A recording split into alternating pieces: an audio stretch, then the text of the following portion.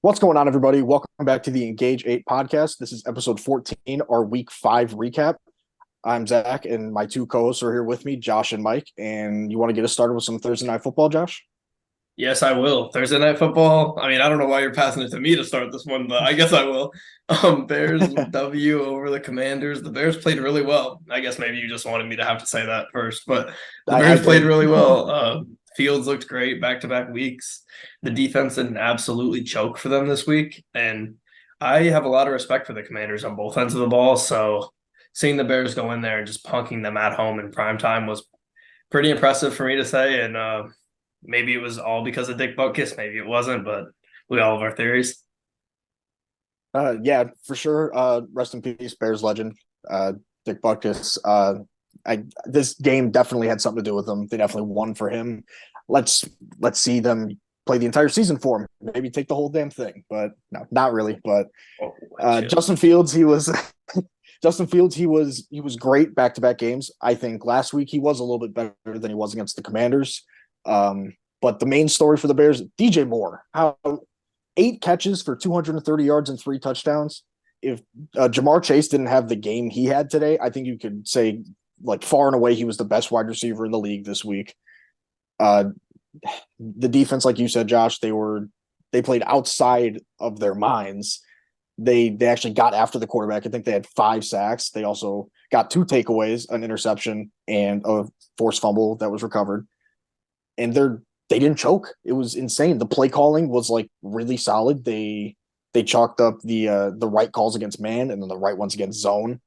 And then Khalil Herbert, he was phenomenal running between the tackles. And shout out Tevin Jenkins, he came back. He was on a snap count, but you could tell the difference in the run game the second he stepped onto the field. It was just nasty, and they were pushing the line of scrimmage back at least 2 or 3 yards every single time they ran the ball with him on the field.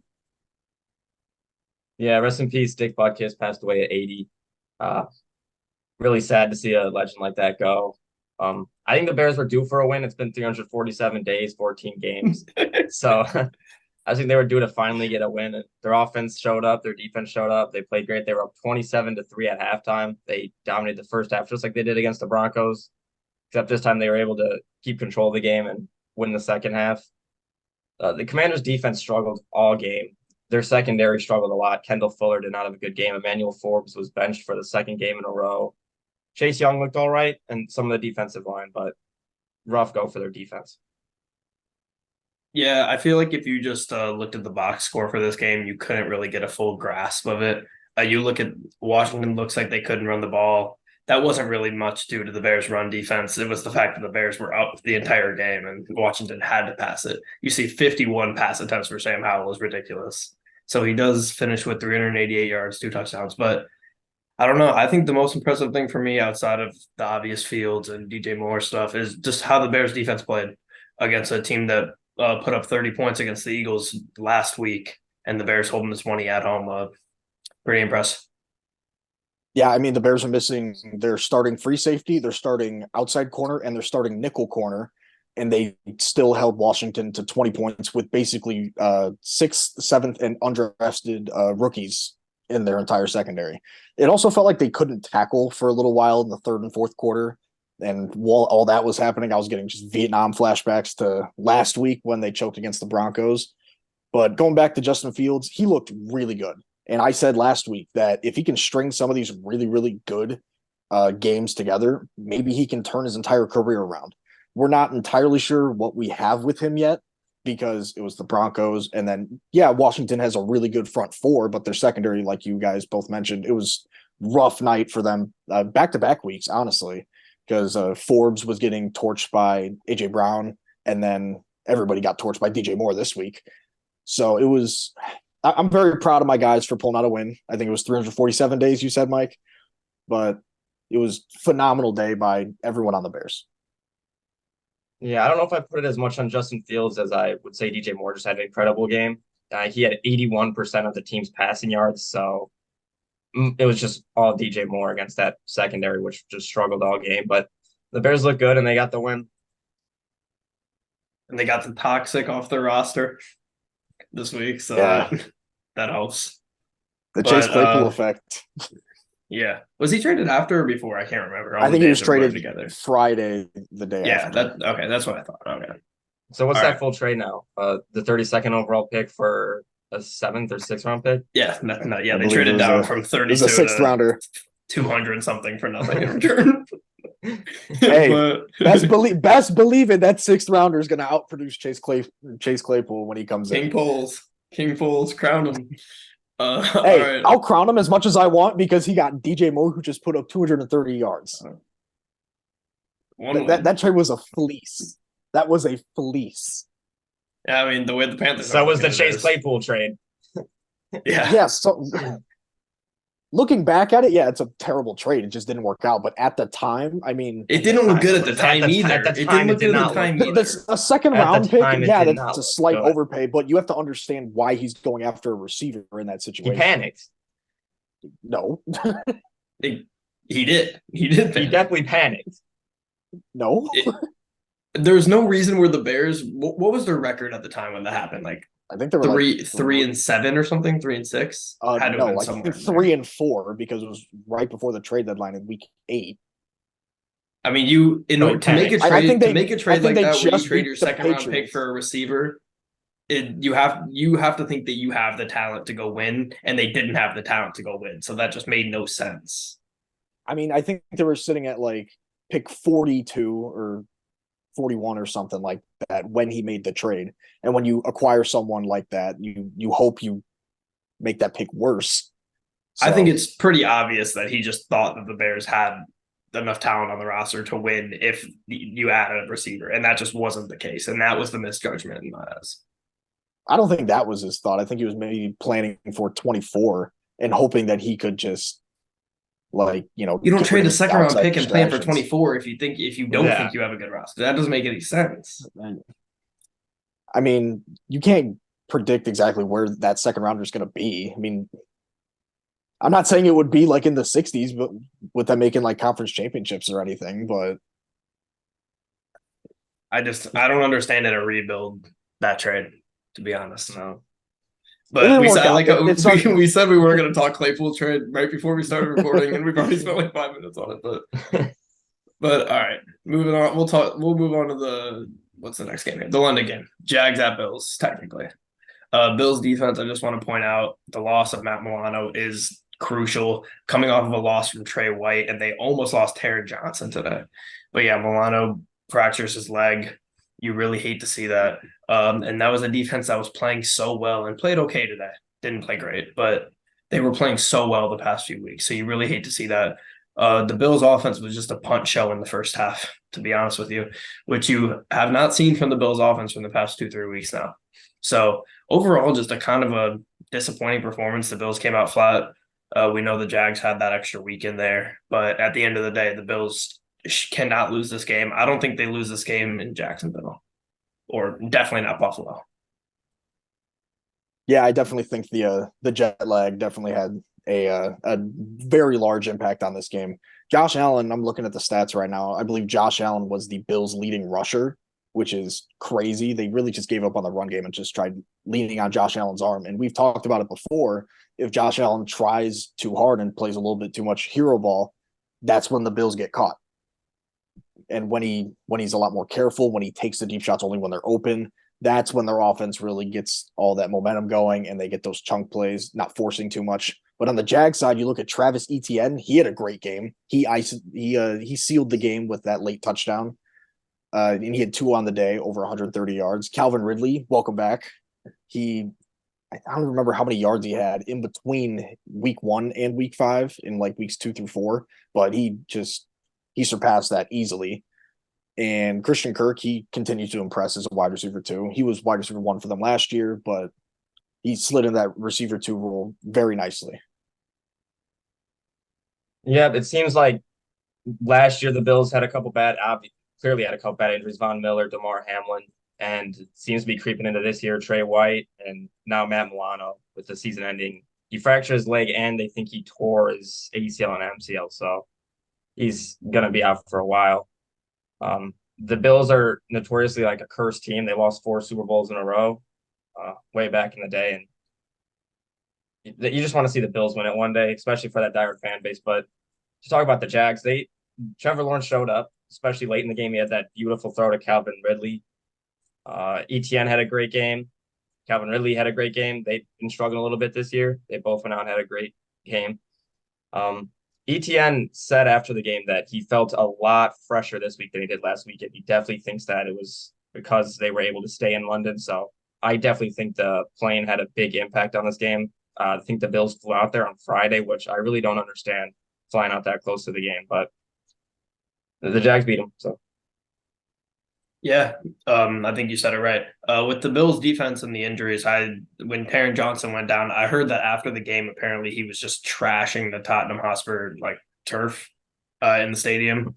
So I don't know if Bills. I'm sure the Bills Mafia is going to be talking about that turf for a while now. And Matt Milano is just such a key part of that defense that's been humming so far.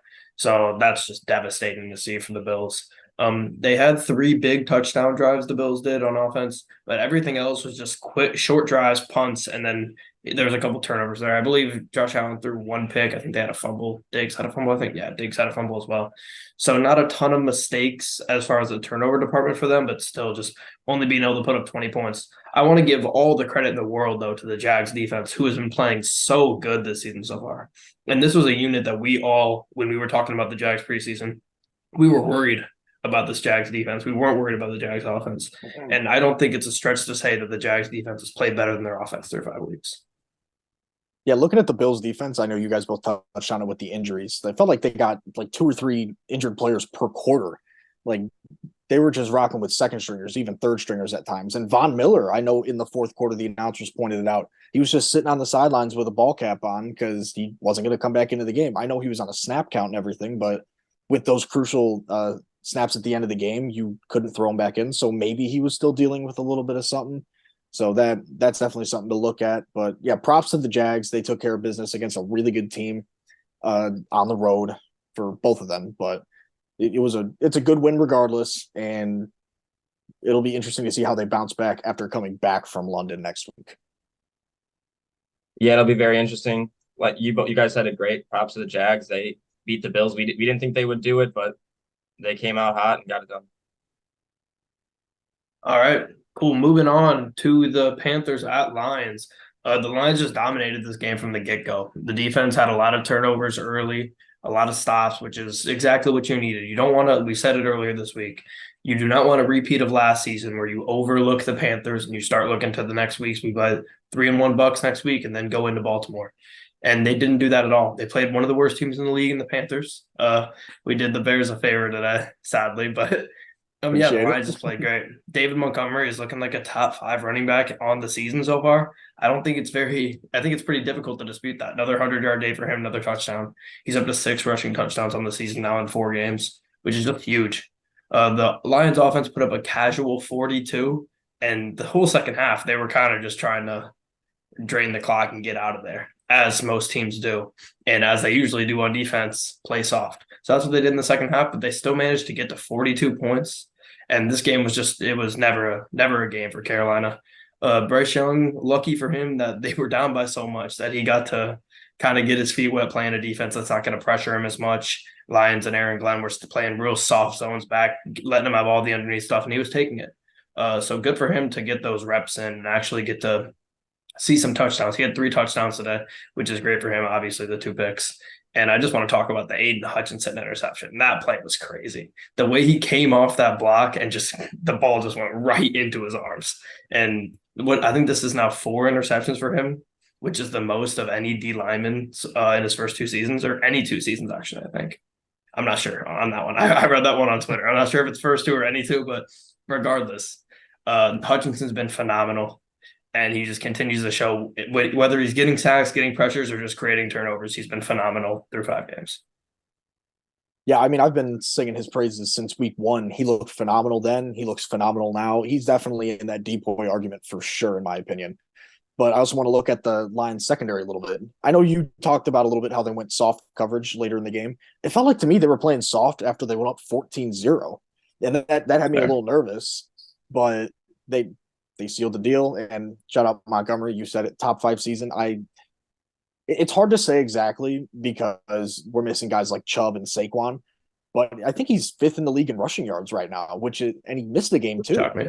Yep. And and I talked about it. I think it was before we even like created the podcast. I was talking about it on Twitter that Monty, like as soon as he signed with Detroit, with that offensive line, I knew he was going to do great. And seeing him just blossom into a top 10, maybe top 5 back right now, he you love to see it. The talent's always been there. The hard work's always been there. The just ferociousness between the tackles, and he looked fast on that first carry. He looked way faster than he ever did in a Bears uniform. So that was really nice to see. But shout out Jared Goff taking care of the football, taking care of business. 3 touchdowns through the air, 1 on the ground, getting his uniform dirty a little bit on that QB sneak. So props to the Lions for taking care of business and not overlooking the Panthers like other teams have overlooked other lower tier teams, to put it nicely. Yeah, the Lions offensive line, they dominated this game, especially on the ground, 157 rushing yards, 3 rushing touchdowns. They were playing without 2 of their best offensive weapons with Jahmyr Gibbs, who picked up an injury, I think, on Friday's practice. Friday, yep. And then Amon-Ra, who was also out. Their offense looked great. Sam Laporta continues to shine. Another touchdown. He had 2 touchdowns today. Another great game for him. Their offense is just Ben Johnson. They're humming. Jared Goff is playing incredible. He's almost playing up to an MVP level. I wouldn't put him in the MVP conversation, but he's playing like he could be.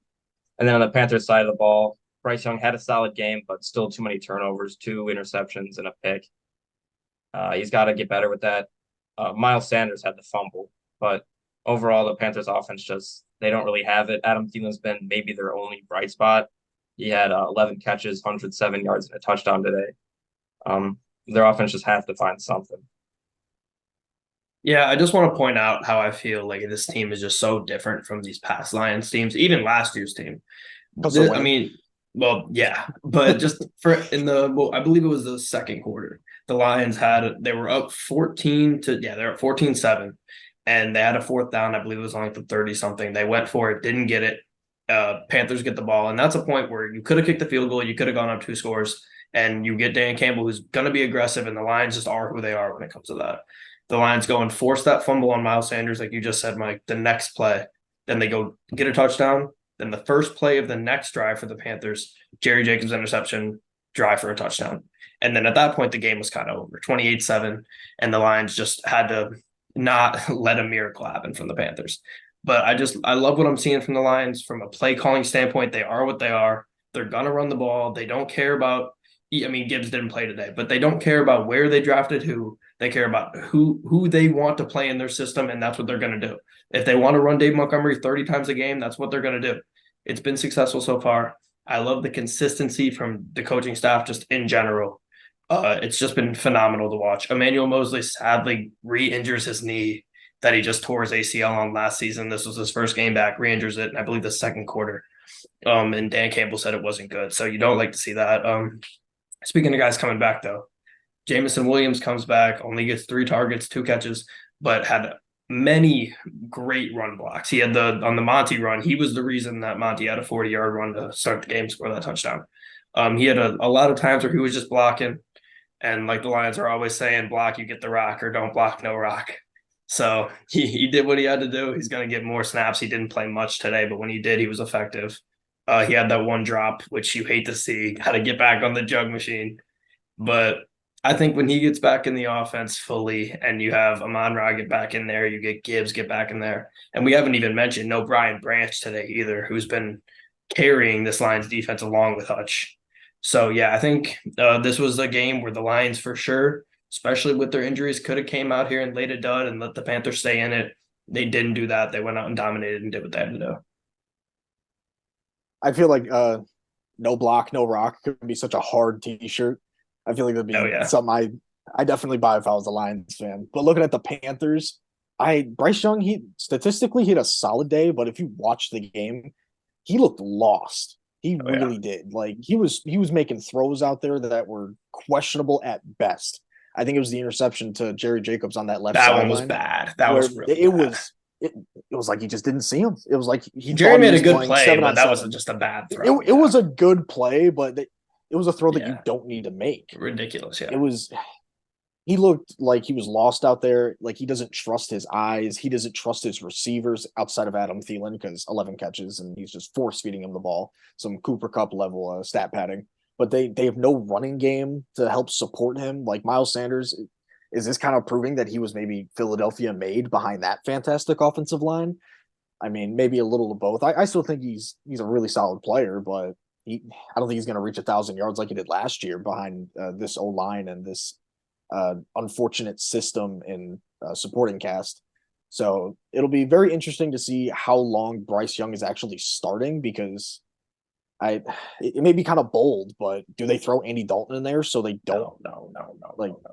I don't think they do, but like You let Bryce Young go for the Manning record if you're gonna do that. Yeah. They don't even consider that. Yeah. Yeah, no chance. I wouldn't either, but I mean, especially if you're about to have to almost gave up Caleb Williams for him. Then right. If you're 0-9, 0-10, whatever, when you get to that Bears game, yeah. I would love to see them at 0-10 because that means the Bears are 2-0 on Thursday Night Football this year, so that would make me happy. But yeah, I mean that's a Thursday night game, Mike. Yeah, it's gonna be a rough one, but that's brutal. But looking really far ahead, Darnell Wright against Brian Burns, that'll be fun for sure. But Bryce Young, he's got to figure it out. But it's hard to ask that much of him with this system and supporting cast he has. Yeah, Bryce Young, he did struggle. I didn't really look into it, but I got to imagine that Panthers fans again are just angry at Frank Reich. He really struggled with the Colts play calling last year. He couldn't get anything going. His schemes just seemed outdated and old, and teams had figured him out after the Phillip Rivers season into the Carson Wentz season a little bit. But this could almost be the same thing that happened with the Colts last year. They could get halfway through the season. Maybe they are 0-10, and maybe Frank Reich gets fired in the middle of the season. I don't know. I don't think that'll happen, but if they continue playing like this, I wouldn't be shocked if that were to happen. But going back to the Lions, they just dominated this game, and it was really never in doubt. So really good win for the Lions. Yep. And just looking ahead a little bit, just because I like to look ahead. You got, like I said, they go into Tampa next week, and then you go into Baltimore. I think that Tampa game could be a tough one. I think the Lions probably match up decently well with them. Tampa's O-line isn't great. But and then I guess I don't know. I looked at Baltimore differently before today, but we'll get into that later. But yeah, exciting games coming up against good teams. If you come out of those two games at 6-1, like that's and your one loss is that overtime bullshit loss to Seattle. That's a scary team. Like that is a hot team who is you don't want to run into them in late November, early December. That's going to be a that's going to feel so weird, man. It feels so weird to be 4-1. What do you think I feel? It feels so odd, I hate man. it. I saw this is our best start since 2011. So 12 years, first time starting 4-1. Feels good. But yeah, I was just looking today, getting giddy, looking at the schedule, and I saw the Saturday night game primetime against Dallas in Dallas. That can end up being a big game for Steven. Depending on how the Eagles and Cowboys look at that point, but hopefully it's not a big game for Steven because that means that the Packers passed us. But all right, we can move on to another one of our teams here. The Colts and Titans. Titans at Colts. Once again, the Colts bounce back with Minshew in after the AR injury. I don't know. I don't really want to talk about the AR injury because I know you're going to have something to say about it, Mike. But you really hate to see it. It's devastating. He's looked good when he's been able to play, and this is his third different injury already, right? Because I know there was the one week one, which if you want to count the 1 week one, the first one don't count that. It was a bone bruise. He would have came back in. Whatever, but yeah, you get what I'm. Yeah, it's tough. You hate to see it, especially for a running quarterback in his first season, which you see with a lot of these running quarterbacks. We've said it on here a million times, kind of like the Bears did with Fields last season. You want to use their athletic talent, and then you strip it back, and then you tell them, okay, like they're doing with Lamar this year at Baltimore. We don't need you running it every play. We don't need you getting hurt. And I just hope that AR can get back quick and that they don't have to keep using Minshew. But like we've also said on here, Minshew is good and has been now this is the second game that he's come in and sealed the deal for the Colts. So I think that's phenomenal. And the Colts defense bounced back last week and the Titans showed their true colors on offense. I'll stick with the Titans for now. I'll let Mike take care of the Colts. But DeAndre Hopkins kind of turning back the clock a little bit. 8 Oh catches for yeah. 140 yards. He looked really good today. And another Derrick Henry kind of just invisible game. I mean, Colts front four, they played solid today. But Derrick Henry, he just could not get anything going, it felt like. Tannehill, like you said, Josh, Tannehill and the Titans offense, they just showed their true colors. They aren't that phenomenal. And if Derrick Henry isn't getting them like long touchdowns while stiff arming 6 different people, it's going to be a rough day for him. But Tajay Spears, I think we've talked about him, or at least I have, the last like 2 or 3 episodes. He's been a nice little thunder and lightning with Derrick Henry, even though there hasn't been a lot of thunder there. But Spears has been really nice out of Tulane. He was someone I wanted the Bears to maybe take prior to them taking Roschon Johnson. But he looks really good. He's a very nice complement to Derrick Henry's style of play. Yeah, I'll touch on Anthony Richardson in just a second. First, I just want to give credit to Zaire Franklin and DeForest Buckner, especially. You touched on Derrick Henry not having a good game, and Grover Stewart. Grover Stewart, DeForest Buckner, and then Zaire Franklin. He has just been playing at an elite level this year. I think well, I don't know if he still does, but he led the NFL in tackles going into this weekend. Had a monster game. Titans went for it on 4th down late in the game, a chance to take the lead. Zaire Franklin blows the play up, stuffs Derrick Henry for a loss of a yard. Just another incredible game from him. And so now Anthony Richardson, he did hurt his shoulder on a play that just looked like a normal tackle, really. It was nothing special. Shoulder hit the ground. Initially, it looked a lot worse than it is. It looked like it was possibly like a broken collarbone or broken shoulder or something, but x-rays were negative. It's just it appears to be an AC joint sprain. He'll have an MRI tomorrow to see how bad it really is. Hopefully, it's just a tier 1, which would be the same injury that Derek Carr had. And I would not expect him to play next week. I really hope they don't play him next week. Let him rest. We don't want to see Derek Carr last week didn't look healthy, but everybody's body heals differently. He looked really good before the injury. He had a great throw on 3rd down to Josh Downs for a gain of like 40-something yards. Josh Downs, great game. He had 97 yards.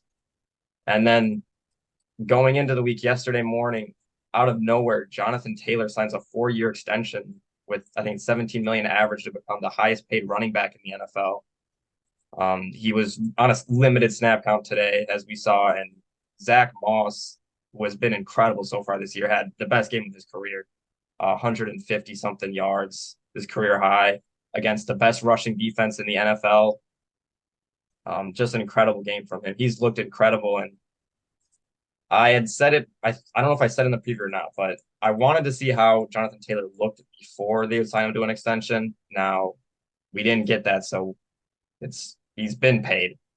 So he's going to have to show up. It's going to be very cool to see him and Zach Moss just run with each other, because those are 2 running backs that have looked incredible. And then if Anthony Richardson is healthy and running, that's just a 3-headed monster in the backfield. And the offensive line has looked incredible so far this year. But Shane Steichen, Gardner Minshew, he's done an incredible job being able to switch up his schemes in the middle of games. Now this is the second time Anthony Richardson's went down. Minshew's came in, and he's been able to get it done. So just a great job by Shane Steichen and Gardner Minshew, and just a frisky, gutty win with the roof open. Yep. I mean, we said it. That was the key. We all go and we pick the Colts, who were underdogs in the game. Look at us. We're sharps. But yeah, you touched on every point I wanted to mention. Zaire Franklin, he's been fantastic. And the Colts defense. If the Colts defense can continue to just play well, they had the one bad week against Matt Stafford, but otherwise they've been pretty solid the entire season so far. If they can play well, it doesn't matter if it's AR or if it's Minshew. The Colts are going to be in games. And maybe they'll get blown out once in a while by a great team, but they're going to Jacksonville next week. We know the Colts aren't great in Jacksonville. I think if this defense plays well, even with Minshew, I think they're in that game. A struggling Jags offense. Minshew revenge game? Yeah. Oh. See, I like that. See, I like that a lot. I like that. And then you get the extra week of rest for AR. So yeah, I would definitely like to see that. and Zach Moss just being ridiculous. It's hard. It sucks to see that you spend all that money and then your backup running back puts up 165 on 23 carries the next game. But good for the Colts that they got the drama figured out. You guys kind of covered it all really well, so I'll just use my time to say this. I miss Darius Leonard. He was a turnover machine prior to all those injuries back in like 19 to the 21 seasons. He was so good, and I just imagine how good this Colts team could be if he was here Did he play today? playing along. He didn't play. I don't know if he didn't play, but like Okay, I was about to week, say. didn't he get benched for Zaire? They didn't say he got benched last week, but he just he lost some basically snaps. did. He lost Yeah. reps. Like Was he out today, or was he a healthy scratch? He was out today with the groin. Oh, okay. Okay. I was about to say. Prior to all those injuries, I miss him. He's a turnover machine. I don't know if it was the name change to Shaquille, but it's I miss Darius. I'm gonna be honest. I miss him too. I mean, if he was playing as good as he did those years, and we had Zaire Franklin, that would be probably the best linebacking duo in the NFL. And then add along EJ Speed, and didn't have to go spend your whole free agency budget on it either. Yeah, I know we drafted him, Zaire Franklin, and Zaire Franklin's a 7th round pick too. So that's just a great job by Chris Ballard. You don't spend all your money on linebackers. And he developed him. He wasn't great as all rookie. These jabs. He's been incredible, and I'm just happy for him. And the one problem with the Colts so far seems to be that they just cannot guard a wide receiver one, and we saw that again today. DeAndre Hopkins went off. Julius Brents had a good game, had a chance for his first interception, couldn't get it done. And I'll give credit where credit's due to Ryan Tannehill. He had a good game today. Didn't win it, so it doesn't matter. But he had a solid game. Derrick Henry didn't look great. Tyjae Spears looked great. Good game for the Colts. They had lost, I think, 5 in a row to the Titans, and they finally get it done. All right. Moving on then to a game that I honestly don't have much to say about, but the Giants at Dolphins. The Giants are still pretty pitiful without Saquon. They got their first half touchdown of the season on a pick six. So I don't know if we count that, but they did. And I saw they threw the highlight on the screen, so they counted it. But Daniel Jones still has no first half touchdowns, and the offense has none. And they didn't have any second half touchdowns today either. So just kind of an all around pitiful performance from the Giants. If you look at the box score, it looks like they were in the game. They weren't. Daniel Jones now has a hurt neck, which is tough. And did you guys happen to see the ESPN? I forget who it was. He was next to Rosenberg, the rant about Evan Neal. Oh, I wanted to bring that up. Yeah. He said he called us hot dog and hamburger flippers. Who the hell are you? That shit was so funny. It was so funny. But yeah, that was wild. I mean, honestly, pretty deserved. Evan Neal sucks. We've done a lot of Evan Neal slandering on here, so I'm not going to go any further, but he is horrible. And then Devon Achane, RB1 in Miami, has to be now, right? I mean, he looks phenomenal. Dude, he fits in Waddle and Hill. They are Achane, sorry. He fits in perfectly with all their other super fast weapons. It's great. And then they have Mostert at RB2, but yeah, I love the Dolphins. I hate the Giants. I don't have much to say about this game either. I don't even want to talk about the Giants. They suck. Wasted $40 million on Daniel Jones, and they're nothing without Saquon. Anyways, Dolphins. Tua was all right today. He played pretty solid. I mean, he got the ball to Tyreek Hill a little bit, so that's some easy work for you. And Devon Achane, who was, like you said, Josh, RB1. He has to be. He's so good. He is. You put him, Tyreek Hill, and Jalen Waddle on a team. That's like 397 speed players in Madden, and that is just something your CFM league mates will just get angry about and maybe throw their controller into a TV because of the Wildcat. Like just some speculation, but it's nothing crazy. But Dolphins, they took care of business today, and their defense was actually really solid, even though the box score kind of says they allowed a decent amount of points. Yeah, the Dolphins' speed just completely outmatched the Giants' defense. Tyreek Hill, 181 yards on 8 catches. Achane, 151 yards on only 11 carries. And then Mostert added in 65 more yards. I don't know what Waddle had, but their speed just kills defenses. He scored. I know he scored. Yeah. And I did want to mention the Evan Neal rant. Just crazy. And I don't know if you guys saw today, he went to like double team the defensive tackle and just let the defensive end rush completely in untouched on Daniel Jones. I can kind of He, understand that though, because I think there was a blitzing linebacker that he was going to go and cover. And I mean, he didn't cover anybody though. He just stood there. oh, completely agree. But I mean, but there was a linebacker that was coming in, and I think it was Well, a fake blitz if I am not mistaken, and he just got fooled by it. well, he's gotten fooled multiple times this year. He's gotten fooled into blocking his own tight end already. So, um, we have talked about how bad Daniel Jones has been so far, but mentioning Evan Neal, his offensive line has been horrid. It hasn't really given him a chance.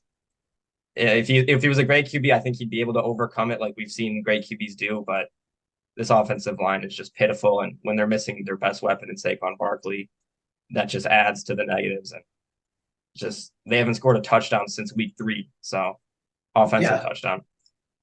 Yeah, you about covered it all. I honestly don't have that much more to say except for the Giants are in trouble and it might be tank season and crazy that you gave all that money to Daniel Jones instead of Saquon Barkley. Yeah. Do we think Dable's job is safe? I mean, he won Coach of the Year last year. I think he'll be fine. The offensive line sucks. That's not his fault. That's only so much you could do as head coach with a horrible offensive line. Shout out Eberflus, but you guys ready to move on to the next one? Yeah. All right, moving on to Texans at Falcons. This was, as we expected, a really good game, a really close game. Game-winning field goal from Moku for the Falcons at the end. Stroud continues his no interception streak. Now it's 5 weeks, which is just, at this point, it's really impressive. He's not throwing for a ton of touchdowns, but the fact that he hasn't thrown a pick in 5 weeks is really impressive, especially when you look at some of the defense he's played. Atlanta has a really good defense. Like we said, the Jags defense has been playing well. The Colts defense has been playing well. So it's really huge to see that from him. Ritter was fantastic today. He had a rushing touchdown, a passing touchdown. 329 passing yards for Ritter was great. And we, especially you, Mike, we've been clamoring for the Kyle Pitts resurgence, and 7 catches on 11 targets today. Phenomenal. What you love to see. Fine. I mean, let's play in the parade. Kyle Pitts led the Falcons in receptions and receiving yards today. So that something Crazy. that you guys mainly have been begging to see of a super talented individual. But like you said, Josh, CJ Stroud, he's once again really good. No interceptions once again. I don't think he'll ever throw one, but we'll never know. Dalton Schultz, he had that go-ahead touchdown right inside the 2-minute warning in the fourth quarter. It looked like a really droppable pass, going to be honest. But Dameon Pierce, he had 20 carries and only 66 yards, so he's got to hopefully they can get healthier on the offensive line and maybe improve the run game a little bit, help out CJ Stroud. But Bijan, he was a little lackluster in the run game, but receiving had that nice little one-handed catch inside, I think at the 5-yard line. But all in all, just a solid game from the Falcons and a solid game from the Texans, and Falcons just happened to come out on top. Yeah, just one thing about Desmond Ridder I'd never taken into account for. He is now 30-0 in home games as a collegiate athlete and a professional. He was 25-0 in college, and he's now 5-0 in the NFL in home games. That's wild. So very impressive from him. And Josh, we've been saying get the ball to Kyle Pitts, but I've also been saying get the ball to Drake London, and they did both of that today. Drake London, Definitely. 6 catches, 78 yards, and then Kyle Pitts, 7 catches, 87 yards, and 11 targets, which is the best part. They got the ball to their weapons. Bijan, he had the ball, he had a touchdown, like you said, Zach. Just the Falcons got it done. It's not even a doubt that this is the best game of Desmond Ridder's professional career. 329 yards and a touchdown, and a rushing touchdown. He played great. Bijan Robinson, he started out slow, but like you said, Zach, the one-handed touchdown. The Falcons played great, and CJ Stroud on the other side of the football played great. Had what could have been the game-winning drive, and you said, Josh, he broke the record for most pass attempts without an interception as to like start your career. And it was very interesting. Okay. Do you know who the person he passed was? Who previously had the record? Let me think. Give me a time period or give me a year. He plays right now. Oh, he plays right now? He's playing right now. Dak? Oh, Dak. Dak previously had the record for most passes without an interception. He's turned into one of the more turnover heavy quarterbacks in the NFL. So hopefully CJ Stroud doesn't follow that tree. I don't think he will, but just a great start for his career, and he looks great. And they had D'Amico Ryans coached a good game. They had a couple mistakes late with I think 12 men on the field, but they played great. Yeah, I think this was a really good test for both teams. Two teams that are kind of underrated, I would say, kind of flying under the radar a little bit. Even the Falcons are kind of flying more under the radar than the Texans with just because Stroud is playing so well and hasn't thrown a pick yet. But I think this was a great showing for both teams. I don't think either one of these teams, I'm specifically the Texans, I don't think the Texans walk out of this game like super deflated or anything. I think this is a game they probably should have won. And they had a chance to go into Atlanta, which is a tough place to play, as we've seen. Ritter has lost a home game, like you said, but a tough place to play in Atlanta against an Atlanta team that's very talented on both sides of the ball. And the Falcons now sit at 3-2. It was a good test for them as well. Huge last drive for the Falcons to go win that game and get that field goal late after the Texans scored pretty late. What was it? Do we know the exact time when that Texans touchdown was? I think it was 157. It was like left. Yeah, it was 2 minute drill for sure. Yeah. Something it was under 2 minutes. Jesus. And they targeted Drake London a lot. 149 was when they scored the touchdown.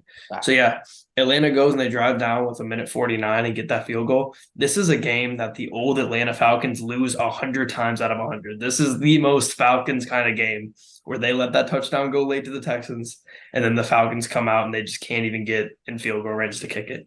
So I think this was phenomenal to see from the Falcons that they can win a game that they usually don't. And I think it's a step in the right direction for them, as I said, at 3-2 now with losses to the Lions and who else? Who was their other loss? Can't think of it. Is it the Saints? They lose the Saints? Did they beat the Packers? They lost to the Jaguars. Okay, so Lions and Jaguars. Yeah. Could be worse. To the Jaguars. London. Oh, right. Yeah, I forgot about last week, yeah. But they bounced back after 2 L's, so good for them. I mean, you guys said it best. You covered everything, but I was, when you said it, Mike, 30-0 as a college and NFL quarterback at home. That's impressive. So I mean, if Atlanta goes 8-0 or 9-0 at home, I don't know their exact schedule. I mean, that's 8-9 guaranteed wins right there, and then you have. I mean, even if you can win half of your road games, that's like 13 wins. I mean, it's. Does the path to the Super Bowl go through Atlanta? And then because they get home field advantage, lights out at home. Yeah, it's wraps. It's over. Just forfeit. It's wraps. Just marking Atlanta's home games as all W's from here on out, regardless. Is what's hilarious. Honestly, I'm gonna do that. I'm gonna do that until proven otherwise. Strictly because of Desmond Ritter. But outside of that, I really nothing else to say. Yeah, they just have to keep Desmond Ritter healthy and process of elimination or whatever. They should win every home game. But the Texans defense, they did let them down late. They had a chance to have like a statement win here. They would have been tied for first with the Colts and the Jaguars at top of the AFC South, which would have had 3-3-2 teams, which people wouldn't have expected, but they don't. Still, the AFC South, it looks very competitive. I think Jacksonville might pull away late, but Texans are good and big win for the Falcons. Yeah, and I'm just looking at the Falcons schedule here. They got their home schedule remaining is Commanders, Vikings, Saints, Bucks, Colts, and that's Unfortunate W. That's it. That's the rest of their game. Those are all winnable games. They're all wins. I'm not saying they are guaranteed, but I think those are all winnable games. If Desmond Ritter is starting, they're winning every single one. Yeah, we shall see. I just remembered this is our first episode of the year where all three of our teams have won. Is it really? Wow. Yeah, because Bears got their first. Yeah, because you've been holding us back for weeks, man. That's on me, man. That's on me. But all right, that's good though. I hope that's the last of that. Just because of the Bears, if the Colts and the Lions win every week, I'm cool with that. But of course you are. All right, moving on. Saints 34, New England Patriots 0. Gross. I don't know if there's not much to say about this game or if there's so much to say, to be honest. But the Pats have now been outscored 72-3 in their past 2 games, which is just ridiculous to even say. Judon and Gonzalez being out just really hurts what is an otherwise decent defense from the Pats. Early in the season, their first few games, they were hanging in there with good teams. They hung in there with the Eagles. I forget, they hung in there with the Dolphins. They looked okay, and I kind of like them as a sneaky. They're gonna like play a little spoiler, maybe win like 7, 8 games.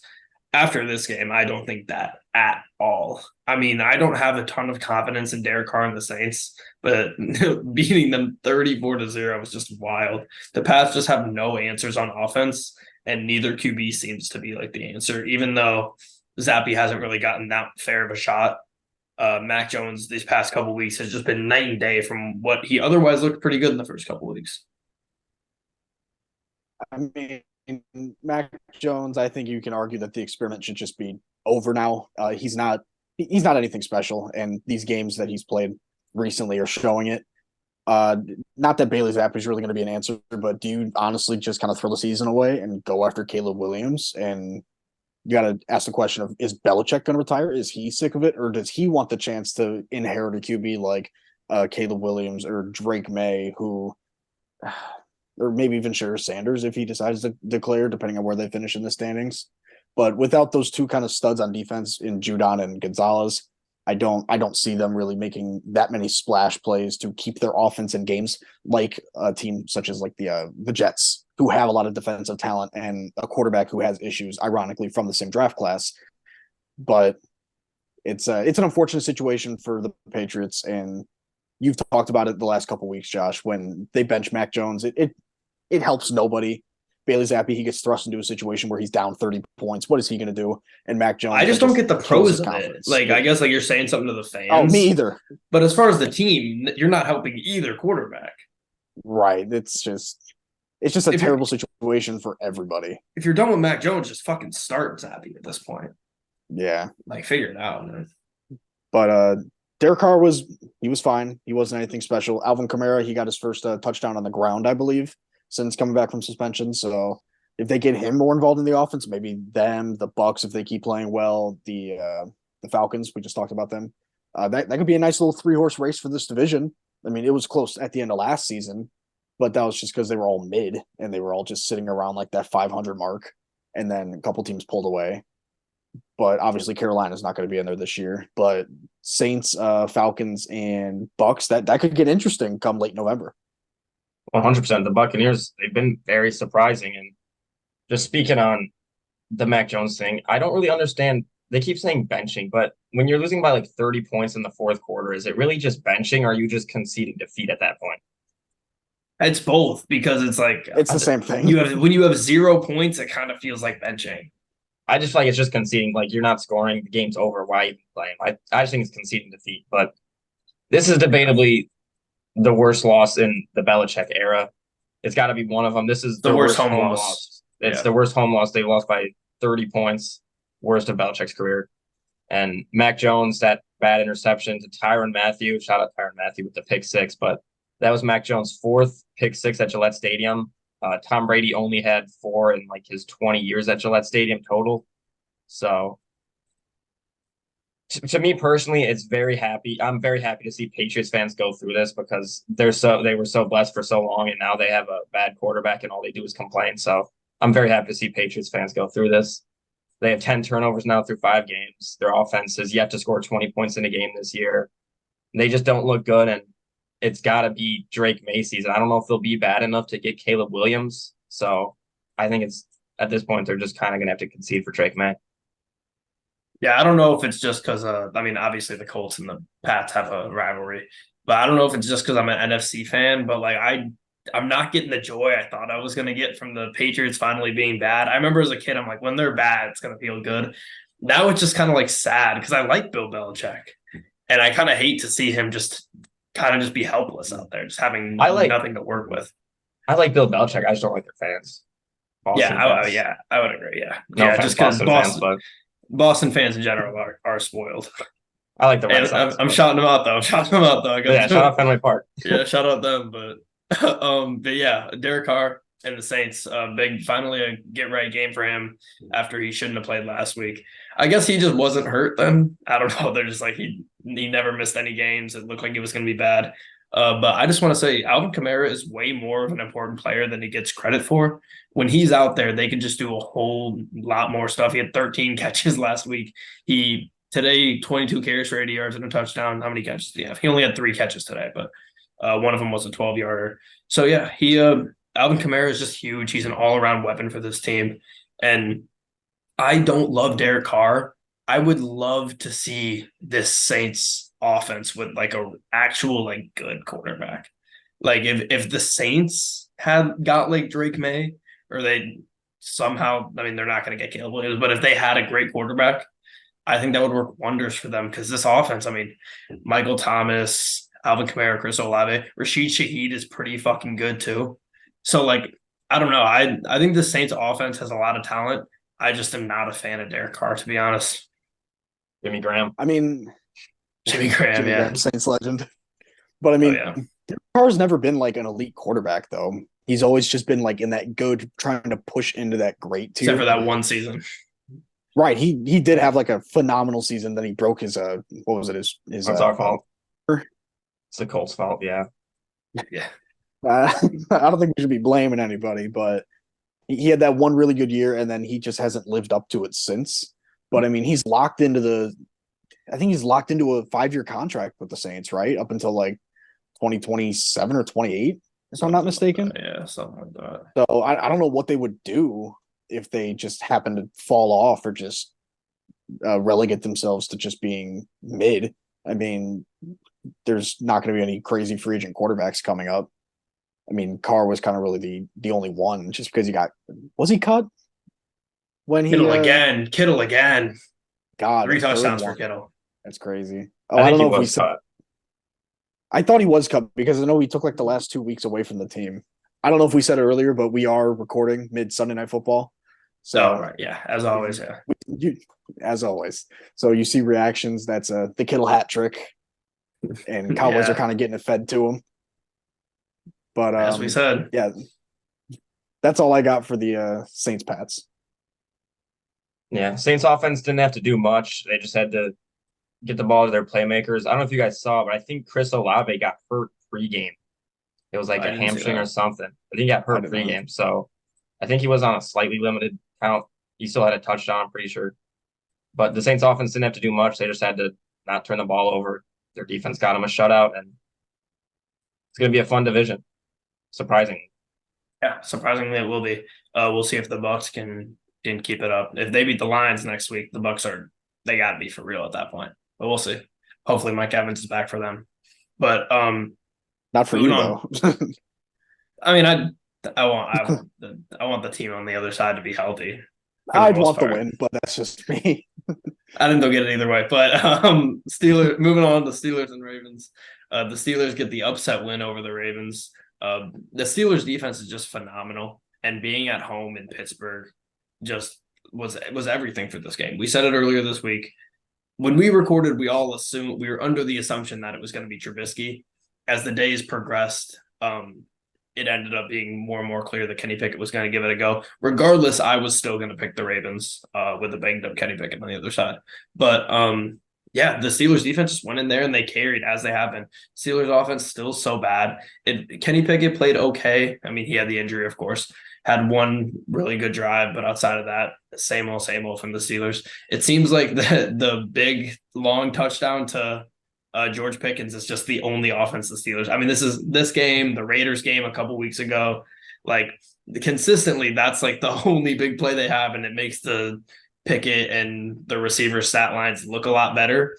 But you take that out, and I guess he had 200 passing yards today, but still, like the Steelers offense is just frustrating because of how good their defense is. I mean, I've only got 2 things to say about this game. Number one, George Pickens is the ultimate fuck it, he's down there somewhere receiver. Oh yeah. It's hilarious to watch. I think it was like 2 plays before he had a catch on the left sideline, and that set up the long one on that right sideline. But the other thing, I remember seeing on Twitter a couple hours ago, Matt Canada, like the video of him in the box when the Steelers scored that touchdown, he had no reaction. Everyone else around him going absolutely ape shit. He's just sitting there just doing nothing. Is he rooting for the other team? Dude, I have no idea. I have no idea. But I know during right before the play, Kenny Pickett audibled out of a play. He was like, Randy, and then just dropped back, threw a bomb. Fuck it, he's down there somewhere, and it was a touchdown. So, and I think Canada's just sitting there like that. It's so funny to me, but that's really all I have on this one. Yeah, we talked about it last week with the Houston Steelers game. The Houston defense, they played really poor against the Texans, and this week against their rival in the Ravens, they came up and they showed out. They had a great game. TJ Watt had 2 sacks. Alex Highsmith had a strip sack to win the game. They got 4 sacks total. They look great, and Lamar, he looked solid for most of the game until the fourth quarter. He had just a bad turnover late in the game on that interception to give the Steelers the ball back. And the Steelers offense, like you said, Josh, they didn't really have much cooking. They got the block safety. The score was 10-5 at the point, which is the most Ravens Steelers score I've ever seen. Oh my God, yeah. And it was just such a Ravens Steelers game all around. A lot of defense. Offense has struggled. One thing I saw from the Ravens side of the ball, Odell Beckham got hurt again early in the game. The interception throw was to Odell. Odell just really doesn't have it after another ACL injury. Yeah. He just doesn't have it. I don't know. I think he said this is his last year, and it's just kind of sad to see. Yeah, it is sad to see. We did have some weird scores all across the board today. I remember the Broncos Jets game was like 8-5 at one point. Like Yeah, we had some weird gross ones across the board. A lot of safeties, but the Ravens offense just kind of got claimed today. Like you said, Lamar looked good. Just consistently over 200 passing yards for Lamar, which we haven't really seen that in his career. And he's been consistently there all season, which is great for him. Ran the ball solid today, 6 carries, 45 yards. But only 10 points for the Ravens is really bad. But you're playing against a defense that is just clamping up everyone. So I think you can just chalk it up to this being, if you're a Ravens fan, I think you can just chalk it up to being saying, okay, the Steelers have a great defense. It's a division game on the road. It happens. It was a close game. They know they should have won it, but this is by no means going to like derail anything for the Ravens. I think they're going to be okay, and they'll probably go win this game again when they play in Baltimore. Yeah, I mean, speaking of the Steelers defense, TJ Watt, he had 2 sacks, building on his potential depoy case for this season. I think one of them was a strip sack that happened in what's it called? Dak, what are you doing? That was a God, boneheaded throw. That's CJ Stroud in 5 years. Yeah. CJ Stroud is just looking in a mirror. But TJ Watt, 2 sacks. I think one of them was a fumble in the fourth quarter on that one right after the Pickens touchdown on 1st and 10, I think, if my memory serves. But he's phenomenal. He definitely came up when it mattered the most. And I remember seeing on Twitter that according to PFF, there were 2 teams in the NFL that had not had a registered drop this season from their receiving groups. And it was the 49ers and the Baltimore Ravens. And then I remember seeing a like mini highlight reel or low light reel of like 3 or 4 drops or just miscues by Ravens receivers today. It was unfortunate because Lamar, he played solid. I feel like he's played solid every single game this year, but he just ran into a really good defense who wanted to bounce back from a rough game last week. And the receivers didn't help him out at all, to be honest. Yeah, talking about the drops, they had 5 drops today. And I think Nelson Aguilar had at least 2. He had the one really bad one that could have been a touchdown. He's back in the true Nelson Aguilar form. Exactly. I was just about to say that. What's the quote from the guy? I was catching babies, unlike Aguilar. Yeah, the Fires. Yeah. Well, just Lamar, his whole career he's struggled with receivers. Zay Flowers had a great game today, though. Another great game for him. He's clearly their wide receiver 1 now. Rashad Bateman had, I think, he had a drop in the end zone too. So just the Ravens, they just can't have the miscues like that. They had them against the Colts too. They can't have miscues like that late in games, turnovers. They're going to hit themselves tomorrow for this one and be mad, but the Steelers won the game and the Ravens just didn't deserve to win. So big win for the Steelers. Yeah, I think there's just a lot of those things, like just weird things that you see in the NFL that like don't really make sense, but it's just like kind of how it is. Like you have the Bears they can't get a quarterback for like whatever reason. They can't find a quarterback. The Ravens, for whatever reason, can't find receivers. Like it's just those weird quirks that just happen in the NFL that just It's like, what are you gonna do about it? The Falcons, Lions can't win a Falcon, championship. the Lions mostly choke. But The yeah, Lions winning a playoff game. Don't talk about championships. we'll check in a couple months. We'll check I in know. You gotta get it out while you can. when they match up and play the Saints in the wild card. Give me that matchup all day. But That's the all right. most cakewalk wild card matchup I've ever seen. That's when I could see like the Saints sneakily end up getting like Put the the 49 6 seed. Like a 7 or a 6 for sure. They definitely Put the could. Seahawks in there and see what happens. I Oh, saw a couple. jeez. I saw a couple mock-ups where we play the Seahawks. If we have to play the Seahawks, I'm gonna be so upset. How would you feel if you got to play him in the NFC Championship? I'd be cool with that. Don't give it. We got to get that playoff win. Don't That'd give be- us the Seahawks in the That'd first be, round. Seahawks aren't getting to the NFC Championship. Why are we even talking about that? that'd be a heck of a win, though, beating them to get to the bowl. Yeah, To go get it's one of those. It's one of those things by where I the- don't want the Lions to play them because they have just been beating the Lions for the past 3-4 years. But at the same time, the revenge factor's there. Yeah. You have to imagine the Lions can't lay another stinker if that happens in Ford Field too. But we can move on. That's neither here nor there. Seahawks are on a bye this week, so The Lions won again. the Lions did win again, man. They did. But moving on, Eagles at Rams. The Eagles owned time of possession in this game for much of the first half and a lot of the second half as well. So it was kind of crazy to see that the Rams were in this game because it didn't feel like it if you were watching the game. This was my big TV game. I wanted to see how this one played out. I came on here earlier this week and I said I loved the Eagles covering in this game. They've been great at covering. They didn't cover last week, but outside of last week, they're 4-1 against the spread. And they covered today. So that was big for them. The Rams offense came out strong and they looked really solid throughout, despite only having 14 points and not scoring in the second half. They did look solid. You can just tell the offense feels different when Cooper Kupp's in there. He was not on a snap count. He was active right away. And Stafford having him and Puka, I think is going to be huge. I think this offense, there's O-line problems, of course, and then you can't predict injuries, but if Stafford's getting beat up, it's hard to imagine he could stay fully healthy. But this offense can be very, very good. I'm going to be honest, this game kind of went exactly how I expected it to go. I mean, Philly just having the better roster in general, just kind of controlling the game, like you said, in time of possession. But the Rams, people were worried about like Puka kind of falling off a little bit once Kupp came back. I think this proved that they can both coexist and still both dominate, especially with a guy like Stafford at quarterback who loves throwing the ball and doesn't necessarily need a fantastic run game to just throw the ball wherever he wants. But on the other side of it, Jalen Hurts, he kind of got back to his younger roots, led the team in rushing and had a rushing touchdown. And he was also pretty consistent through the air, aside from that one interception. But A.J. Brown, it's A.J. Brown. He's going to do his thing. And with no Jalen Ramsey on the Rams this year, there's going to be a lot less talent to really counter or what's the word I'm looking for? Or counteract that. But yeah, that's what I got. Yeah, Jalen Hurts on the ground, 15 carries, a lot for a quarterback nowadays. He had 72 yards, 303 yards passing, touchdown and a pick. Pick was in the red zone, so that wasn't great to see, but a solid game from him. Swift had a solid game rushing the ball, and like you said, Zach, A.J. Brown went off.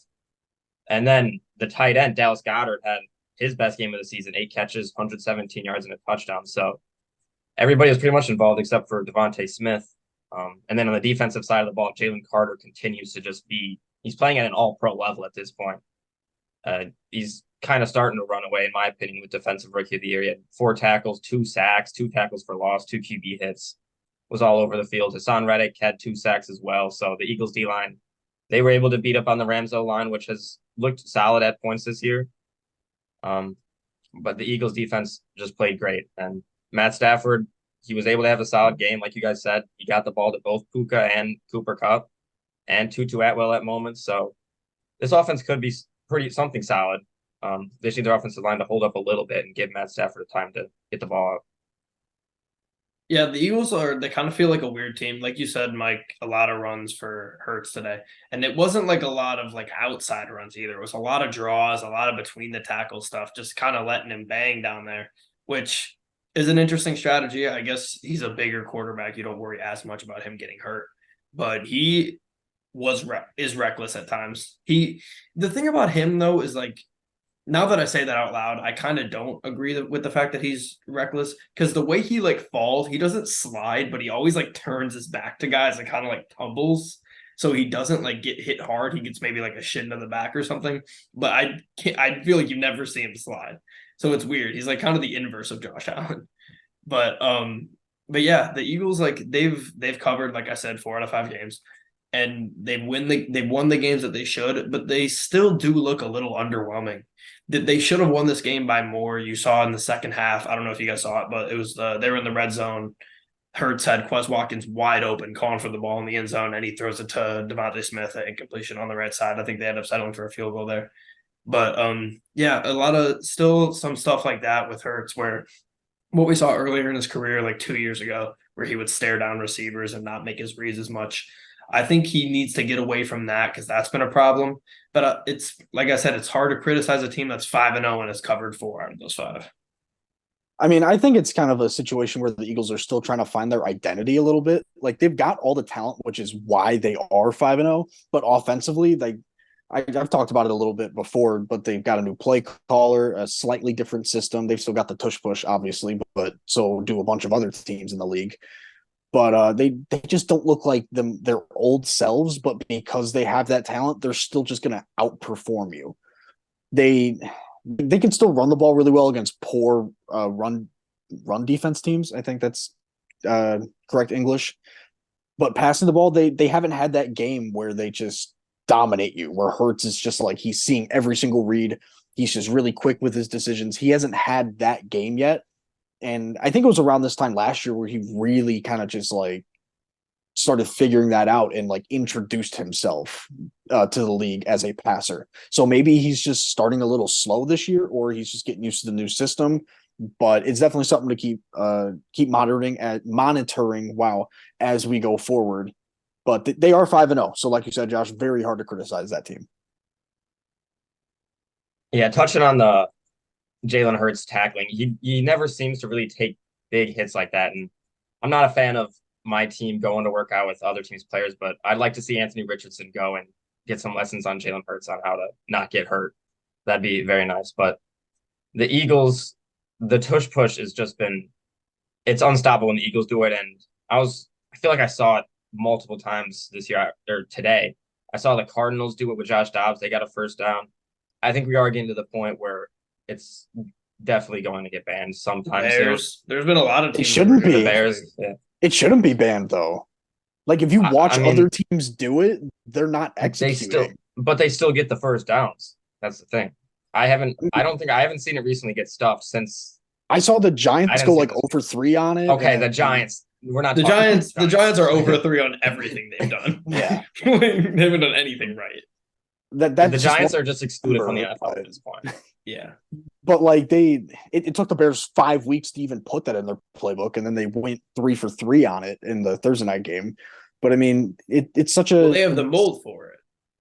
It works if you have a big, strong quarterback. It's so funny that Bryce Young sneaks too. Right, the fact that the Panthers got a sub. They did it today, actually. They did it today. I think they did it. Yeah, they did. They did do it today. It was so funny. The fact you have to sub out your rookie quarterback, you're supposed to be star rookie quarterback for a sneak. It's so funny to me.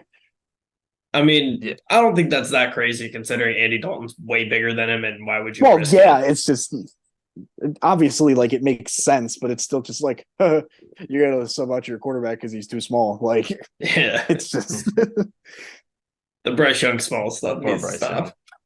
None of his problems this year have been because of his size, though. That's fair. Are his hands big enough, though? How big were his hands? Small. I mean, I would assume small. You got Kawhi Leonard hands at 5'9". That'd be scary. Yeah, he's 5'10". He's 5'10". Yeah, 5'8". No, it is funny though when they talk about him on the broadcast, they always say barely 5'10". They never give him the full 5'10". They're always like, yeah, he's like barely 5'10". Damn, bro. Like get off my boy for a second. God damn. But yeah. What were we talking about before we got to the touch push? Yeah. Oh, right. Yeah. I think at this point it's gonna be banned soon. Probably Yeah. will be. It won't be this year though. It'll be at the end of the year. No, it won't be this year. Yeah.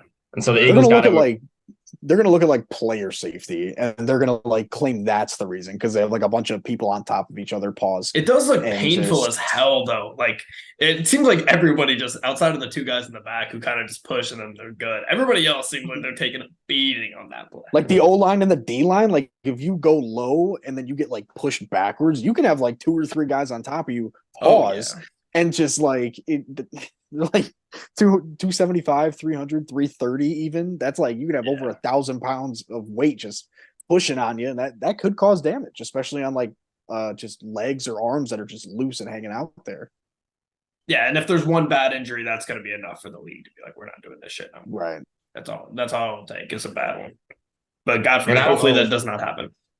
I don't know if you guys saw Jason Kelce on the sidelines. I don't know what he was so mad about, but he was mad about I'm trying to remember what he was mad about. They had a couple delay games, I think.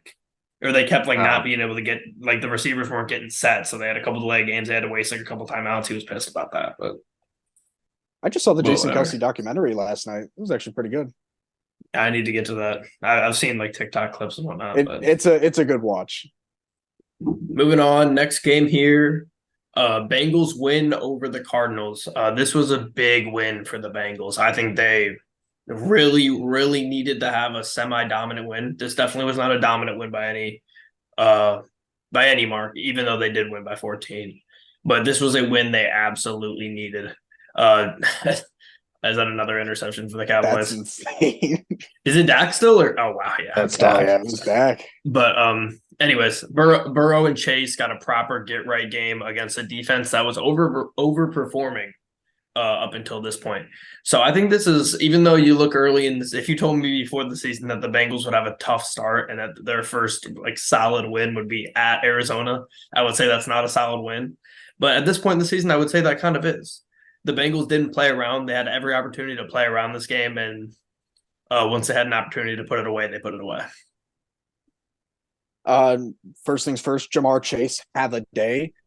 15 catches, 192 total yards, and 3 touchdowns. That was the explosion game we were waiting for from him and Joe Burrow. It feels like Joe Burrow, this was the closest he's looked to his normal self since the playoffs last year. He didn't look 100% healthy. He was still kind of a little immobile in the pocket, but throwing the ball, he was throwing with he was very decisive. He was very accurate. He looked good. Joe Mixon was solid on the ground today, and they did all this without T. Higgins. He was inactive with, I believe, I don't remember what he injured. Was it a hip, maybe? I think it was a hip. Okay. That was honestly just off the dome. That sounds right to me. Yeah, I don't know why. But the Cardinals, they kind of look like the team that we expected them to look like coming into the season. Josh Dobbs kind of struggled to get anything going in the air, and running the ball, James Conner, like once they went down, it's hard to run the ball really well because you kind of need to score points in a hurry. So James Conner was somewhat of a non-factor. But Marquise Brown, he had a touchdown, so it's nice to see he's still producing even in down games for the Cardinals. But all in all, I mean, Bengals, we talked about it on the preview. This is a must-win game for them if they wanted to stay alive in the division and even in the conference, because there are a lot of really good teams in the AFC. We talked about it, but they needed this. This is huge for their confidence, huge for just their standings in the AFC in general. They got to build on this. They have to in order to stay alive. Yeah, that Steelers win over the Ravens really keeps them in the division race. That's still a close division.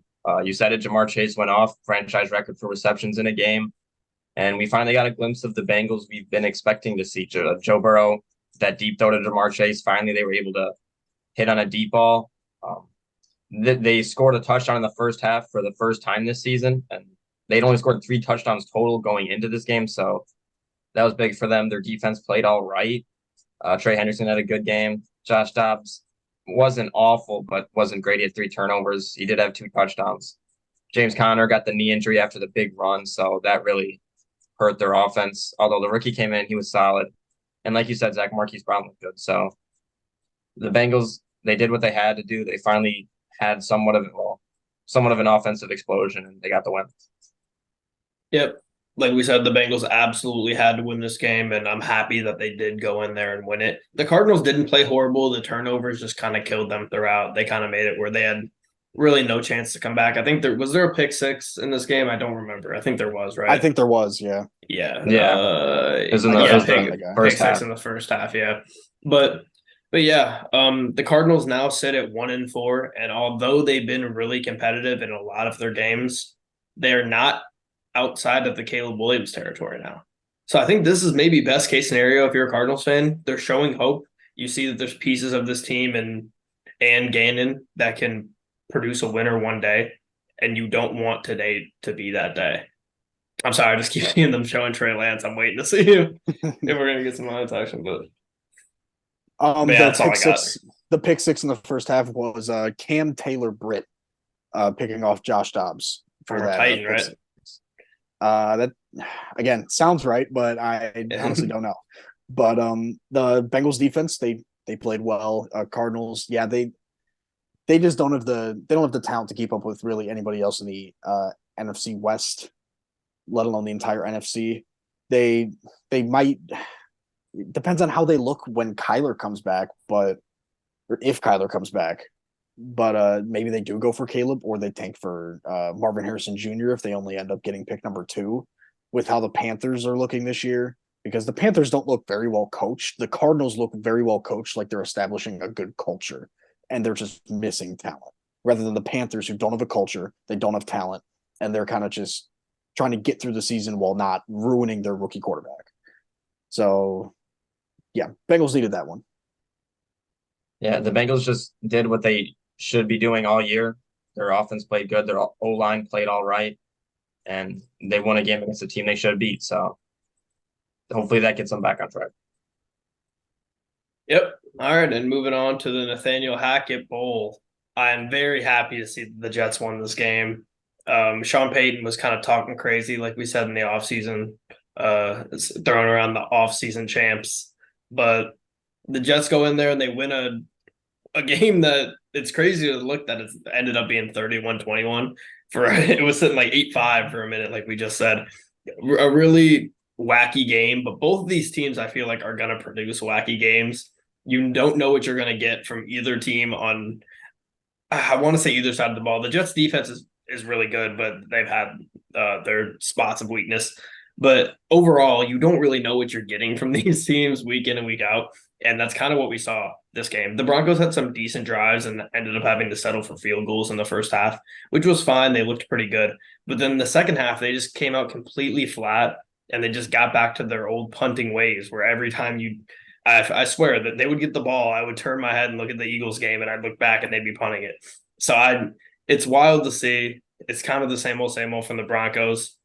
Back-to-back games where Zach Wilson was solid for the Jets. And even though his stats didn't look phenomenal today, if you look at the box score, but he looked great today. He looked poised in the pocket, back-to-back games. And it kind of feels like it's been a confidence issue now that we see back-to-back games where he feels confident, he looks poised in the pocket, and he's played well. Seeing the Broncos kind of look really rough against the Jets team, whose offense is inconsistent at best, with the quarterback change 4 snaps into week 1, it really upsets me that the Bears ended up choking that game last week, because the Bears could be sitting at 2-3 with 2 straight wins, going into a home matchup against a division rival who is sitting at the same record as them right now. But enough about my own Bears. The Broncos, they just weren't a good enough team in this game. The Jets and Zach Wilson, they did just enough to really just beat them out. And it really came down to that Quinn Williams sack, fumble 6 at the end of the game, obviously. But Breece Hall, he was not a snap count. He was phenomenal today. 177 yards on 22 carries, 8 yards per carry, and a touchdown. Not that they didn't need Dalvin Cook, but Breece Hall, when he's at 100%, he's so good. He could have won Offensive Rookie of the Year last year if not for that unfortunate injury, and he's proving it right now.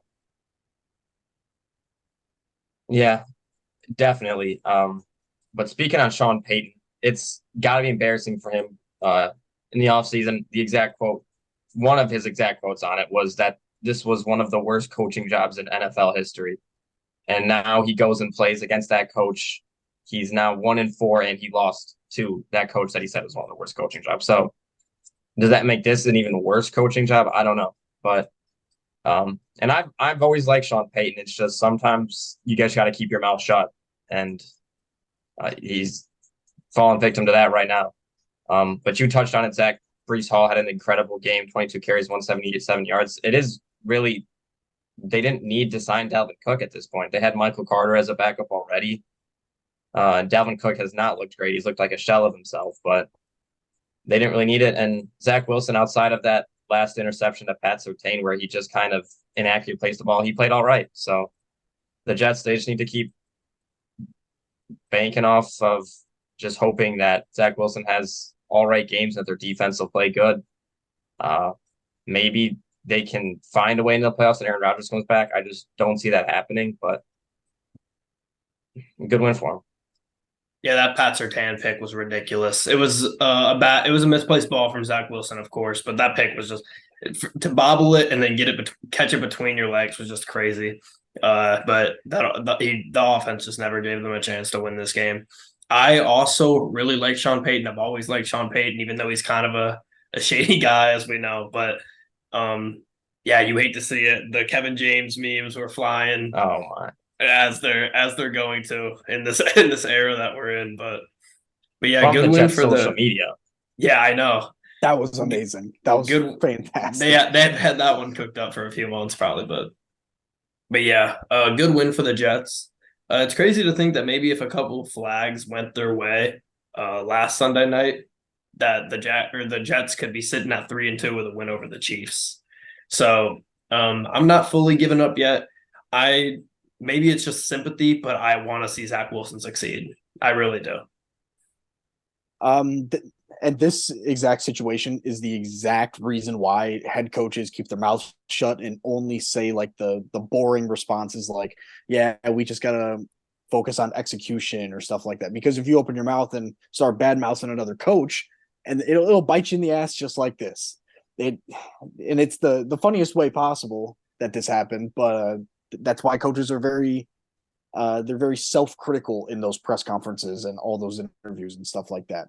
But Jets, they earned this win today. Their defense played really well, hence the defensive touchdown to seal it. And Zach Wilson, he did just enough. And if he can keep building off of these okay performances and in games where they need him, he does every once in a while have a wow moment.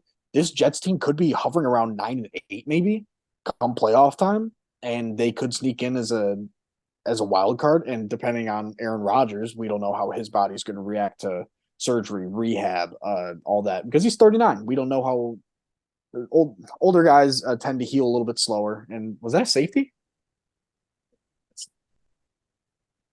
Yeah. No Trey Lance here is crazy, but yeah, I don't think he's on the roster. I think he was inactive. Oh, he might be their emergency. Oh, really? I saw more Cooper. Oh, Cooper Rush is in. That's why. Yeah, still though, against his former team. Right. It's the game you put him in. If the Jets are sitting at like 8-9, 9-8 come playoff time, maybe they sneak in. And if they win one or two games, does Aaron Rodgers maybe come back in the divisional or AFC Championship game? I mean, I don't know. If they get there, it's because Zach Wilson's playing well. If they get there, it's because Zach Wilson's playing well. And I wouldn't say well. He's playing well enough. He's doing enough to let the playmakers do their thing, and then the defense turns it up. If he wins a playoff game, I think he's got to be playing well, right? But there's also so much. If you're looking at it in a vacuum, if Zach Wilson is on a playoff roster or is the starting quarterback and the team wins a playoff game, what's the score? It's probably going to be like a 19 to 17 game. Going to be an ugly one. And the defense gets like 3 or 4 takeaways, or is it going to be like a 38-31 game where he drops 3 touchdowns and is the reason why his team wins? That remains to be seen. But as of now, it's been a lot of the defense keeping them in the games, getting timely takeaways, getting good field position, and Zach Wilson doing just enough to hand the ball off to Brees Hall, at least this week, and just they came away with the win. I think the real question is if they end up making the playoffs, and let's say Zach Wilson wins one playoff game, he looks good, he gets into the playoffs, wins a playoff game, then they lose in the next round, whatever, not in time for Rodgers.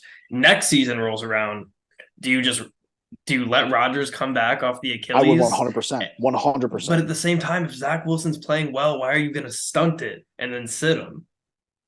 I mean, I think it just depends on how offseason goes. Who looks better? I think. Yeah, yeah.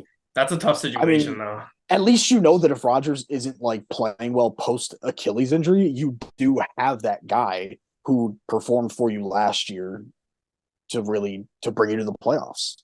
Rodgers ain't gonna be no backup though. He's gonna get off that team if they decide to go Wilson. Let's That'd be be real. crazy. He's getting off that team. Where would Leaving he go Randall then? Cobb and Lazard and Hackett all behind.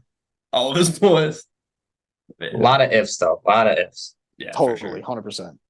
Um, this game was really sloppy, though. I mean, especially in the special teams unit. Xavier Gipson, had the big return of week 1 for the touchdown today. He muffed one.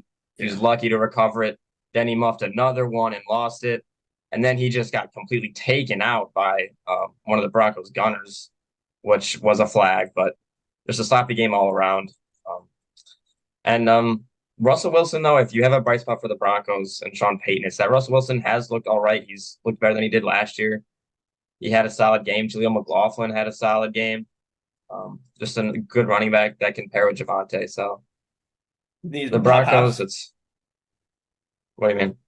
You think he's top half of the league on so far through 5 weeks? I think he's around that midpoint. Russell Wilson? Yeah, I think he's around the midpoint. Oh, I think he's in the top 15 half. to 20. I would say he's in the top half. Yeah. He's played well. Their defense has been rough and just in general. Yeah. But another defensive touchdown late too for the Jets.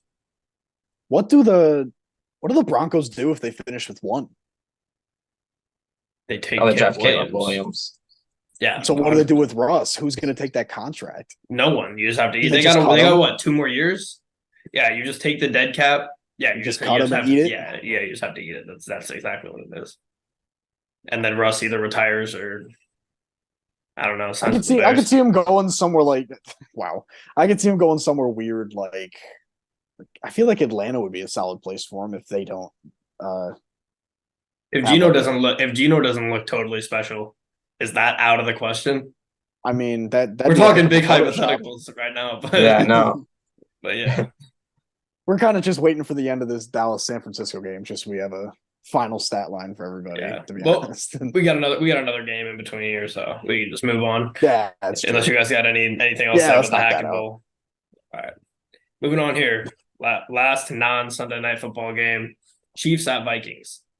Chiefs going, they win this game by 7 points, 27-20 in Minnesota. Fumbling on the first play, pretty much, was a big reason why Minnesota lost this game. That hurt dearly. Kelsey got hurt in the first half, non-contact. Looked scary. He was on the sidelines throwing his helmet. Looked really scary. Comes out in the second half, scores a touchdown. So hopefully he's okay. He came back and played and scored, like I said. So I think he is okay. Noah Gray looked pretty good in his absence, as he's tended to. But yeah, Kansas City scoring on the first 2 drives of the second half. I just want to say that's how you win football games. When you can come out of a half, it's how you start and how you finish each half. That's just how it is. You come out of the second half and you go and score touchdowns on your first 2 drives, it's going to be hard to beat you that way. So that's just a well-coached, talented team that goes and does that on the road in Minnesota. And that was the difference of the game because they scored those 2 touchdowns early in the second half. And the rest of the second half, they weren't great on offense. They punted a couple times. They gave Minnesota a chance.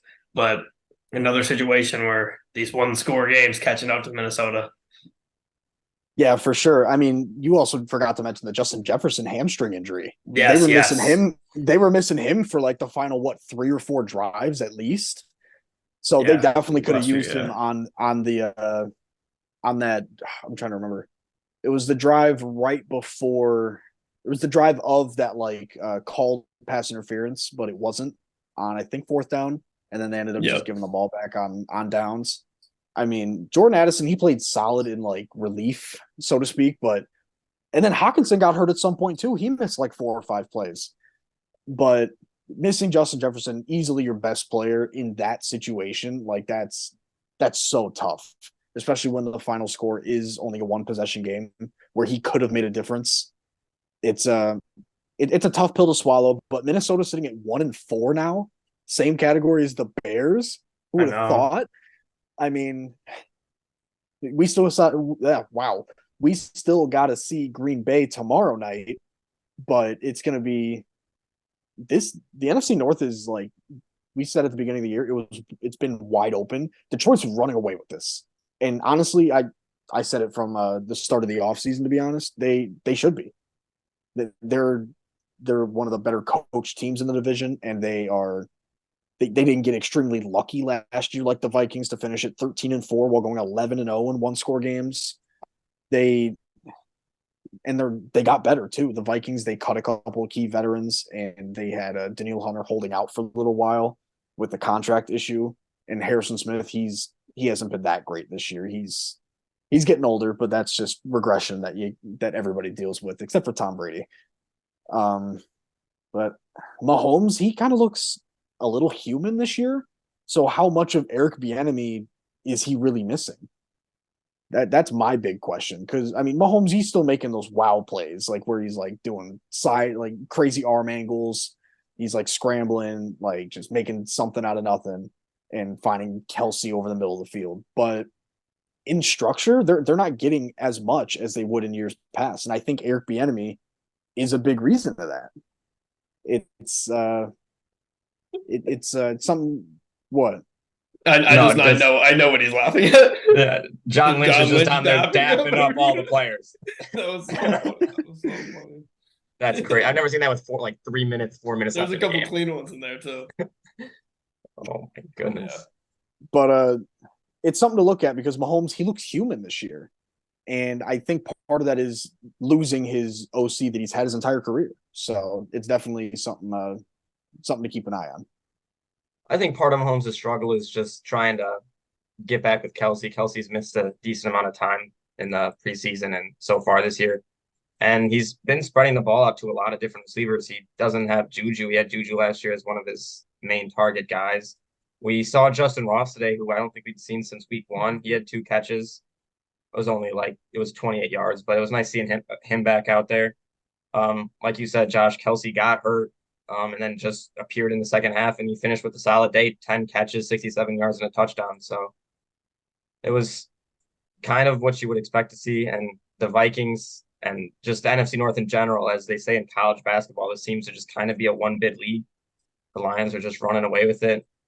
The Packers have a chance, but I don't know what they can really do. I think Mahomes, he had a solid day. He didn't throw a pick, 281 yards, 2 touchdowns. And you guys touched on it. The Vikings one score luck. It seemed to just run away this year. They've lost almost every one score game. Losing Justin Jefferson didn't help that. But Jordan Addison was able to step up. He had a solid game. And the Vikings got a lot to do if they even want to have a chance at the playoffs. Before we move on, can I read you guys like 2 different stat lines and just get it? So this is no strictly passing. Player A, 1,287. We know what it's gonna be. We know what it's gonna be. 10 touchdowns, 4 interceptions, and a 96 Does Fields still lead the league in touchdown passes? I don't think so because Kirk had a couple today, I think. Good. And then player B, 1,143 passing yards, 11 touchdowns, 5 interceptions, and a 95.4 rating. Player A is Mahomes, and player B is Justin Fields. And they played the same amount of games. I'm gonna just go off records here. Player A is 4-1. Player B is 1-4. All right, I got one. Player A just won the Super Bowl and has won 2 Super Bowls in his career. Player B just got off a 14-game losing streak. Player B 5-14. I'm not. Is player B 5-14 in his career? Maybe. Has Fields won 5 games? I thought he has only won 4. He's at 6 right now. So 6. Okay. Get your facts straight. Yeah. It's got to be more than 14 losses. That's got 6-19. But I was gonna say on the NFC North point. Yeah, I said it in this preseason. I can't remember what exactly my picks were for the standings in the preseason, but I remember saying that there was a chance of this division just being straight up the Lions, the only good team. I'm not going to say we can confirm that yet because we don't really know about the Packers, but it kind of seems like the Lions are the only good team, and it's crazy. It's crazy. We'll talk about the Packers when we record on Tuesday after seeing Monday night, or we might not be recording on Tuesday. Whenever we We'll decide figure to that out record later. that. Right. But we'll talk about them when we're recapping the Monday Night Football game. But Jordan Love hasn't looked like special. But like you said, Mike, during our Lions talk, it was Jared Goff has looked really good and maybe borderline MVP candidate. He's been really solid. And coming into the season, he had that like almost 400 pass attempts without an interception. He's looked really good. I mean, yeah, he's got a few interceptions, but what quarterback doesn't? I mean, Dak's got 3 tonight on his own. Yeah. But it's just the entire Lions team has been playing really well within that system, and defensively they've been playing well as well. But when you're a play action guru and you have Ben Johnson as your coordinator and you have running backs who are getting you 100-yard games game in and game out, the game gets real easy for Jared Goff, real easy, and his weapons are coming back.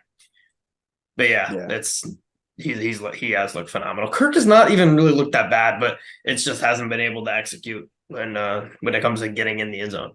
And it's just the turnovers are killing him. Yeah, and they're not even all Kirk's fault either. Yeah, like if he's not throwing a pick, like it might be a bad snap or just a running back or receiver fumbling. Like it's Vikings were really lucky last year, and it feels like they're getting really unlucky this year.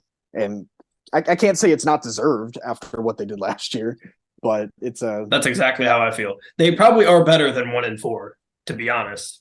They are better than 1-4, but they were worse than 13-3 or whatever they were last year. Right. So yeah. So it all evens itself out. Law of averages.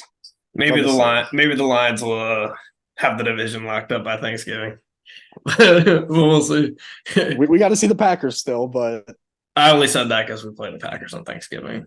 2 Thursday night games against the same team. There's no way that's happened. It's not a Thursday night game. It's a Thursday morning. Yeah, okay, 2 Thursday games against the same team in 1 year. Yeah. That's the best time though. For as far as the slots on Thursday, you can't just get it done and over. 11:30 is perfect. Yeah. Usually by the time dinner comes around, I've forgotten about the Lions loss already. Losing to the Bears too. It's a new era. Yeah, it is a new era. Should have fucking won last year against the Bills. But anyways, we can discuss this game with 46 seconds left here. Sunday Night Football, the Niners absolutely punk the Cowboys. And I'm gonna keep saying it. The Cowboys had a good week last week on offense, but outside of last week, they have been pretty poor on defense. They play on offense, excuse me. They play a great defense today, so that has some factor in it. But Dak comes out and throws 153 yards, 1 touchdown, 3 picks. They scored 10 points. Like, this is an offense that's supposed to be prolific. I mean, their defense is supposed to be prolific, and they are. They had their struggles today, but it was definitely wouldn't put this game on them. They give up 42 points, but you score 10. It doesn't matter if you give up 42 points or 20 points. You're not going to win the game like that. The Cowboys absolutely have to figure it out on offense, or it's going to be another situation where they're stopping everybody and they have a great defense, but their offense continues to let them down. And honestly, I think that would be great just as a Cowboys hater to watch that happen. Just a dominating historic defense and they can't score. I mean, that's very reminiscent of the 2018 Bears. I mean, their defense was getting touchdown after touchdown and a bunch of turnovers, but offense was limited by the quarterback. Not that Dak is the issue here, but if you look at it, like the Cowboys defense, I definitely don't blame them for this game at all. I mean, at what point do you just look at your team and be like, all right, we just got you guys a stop, or we just only held them to 3, or we forced a punt, and then 2 plays later, you have to go back onto the field because your quarterback threw a terrible, just blind interception. And then, like, it's just demoralizing. And when you're already down by 20, like, yeah, that 20-point lead may turn into 30, then 40. It just gets you just lose momentum. And these two teams are not 32 points worth of distance between each other. These teams are way closer than 32 points. We saw it last year in the playoffs. We didn't see it here today, but leading up to this game, it's been these two have been both very good teams. Niners, they just got momentum early. They fed Kittle. I think he had 3 touchdowns. We were talking about it earlier. And Mike, I'm sure you're going to go on a rant about it, but Kyle Shanahan, he's a fantastic head coach, one of the best in the league. he's getting it done. And Niners are what, 5-0 now? So, and Purdy, we talked about him a bunch already on this pod. He's been phenomenal this year, just being able to distribute at a very efficient clip. 4 touchdowns, 250 yards today, 17 to 24 with completions and attempts. And Christian McCaffrey kept his touchdown streak alive, I believe. Did he get one last week? Yeah. He did? Yeah. So what is that, He had 15? 4 last week. That was the 4. My bad. Yeah. But he I think that's what, 15 games that he's got, or is that 14? Something like that. A lot of 14 game streaks out there. Yeah, but Niners defense. Lions scoring 20 points. Fields losing anyways. Continue. But Niners defense, they played well. The Niners as a whole played well. Great coaching. Losing D'Amico Ryans did not really slow them down much this year defensively, but they also added Javon Hargrave, who is just a monster in the middle in the run game and as a pass rusher. So Niners, they're going to be a team to reckon with when they're healthy. And as of now, they've been really healthy, and they are probably my leading team in the NFC. I kind of find it disrespectful that you said Kyle Shanahan might be one of the best head coaches in the NFL, because he's definitely not might be. He's definitely one of the best head coaches, and I'd say he is the best head coach in the NFL. That's just my poor phrasing. He definitely is one of the best head coaches. Yeah. They have lost so many coordinators in the last couple of years: Mike McDaniel, Matt LaFleur, Robert Saleh, and D'Amico Ryans, and they just continue to keep churning them out. And they replaced D'Amico Ryans with Steve Wilkes, who possibly was very close to becoming the Panthers head coach after he did such a good job as their interim, and now he's their DC. And I 100% expect him to be a head coach next year. This defense has just played incredible. Fred Warner is probably the best linebacker in the NFL. And then on the offensive side of the ball, Brock Purdy is this 10 straight wins now as a starting quarterback in regular season. Probably like 14 where 13 maybe, 13 or 12 where he plays the whole game healthy and wins. But Brock Purdy just continues to play at an elite level, and dare I say MVP level, because he definitely has. The 49ers had more first downs in the first quarter than the Cowboys had plays or yards. They had 8 first down. The Cowboys only had 7 plays for 6 yards.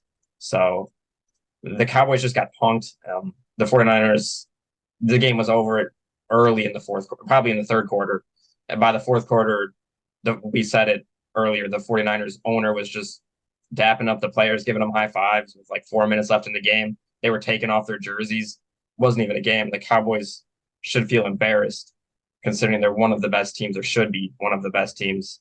Dak Prescott, awful performance in a game where he had the chance to show that he wasn't the turnover machine that he was last year. And what does he do? Go and throw 3 picks. So I don't hate the Cowboys. I kind of like the Cowboys. Just can't have a game like that.